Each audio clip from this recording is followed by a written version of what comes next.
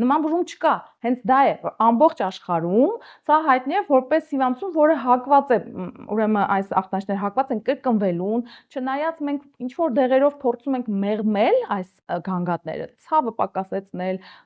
շտկել լուծը կամ փորկապությունը, բայց շատ հաճախ այդ գանգատները հնարավոր չէ վերջնականապես վերացնել եւ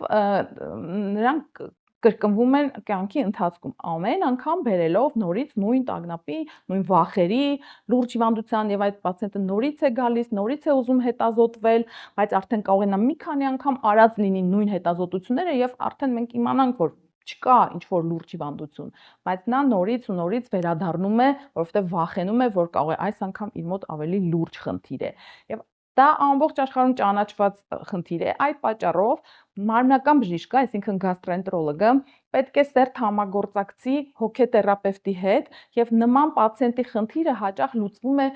այդ թիմային աշխատանքով։ Միայն մենք գանգատին մեր դեղորայքը նշանակելով կարող ենք չունենալ մեր ցանկացած էֆեկտը։ Պետք է իմանալ, որ քանի որ այս խանգարումը այդպես է կոչվում է ուղեղի եւ աղիքի փոխհամագործակցության խանգարում, հետեւաբար ուղեղը, այսինքն հոգեկան ոլորտը պետք է անպայման հետազոտվի եւ անհրաժեշտության դեպքում շտկվի համապատասխան մասնագետի կողմից։ Այսինքն նաև պետք է հոգեբանի, նյարդաբանի միջամտությունը, օգնությունը, առաջին հերթին հոգեթերապևտի։ Սա շատ կարևոր է։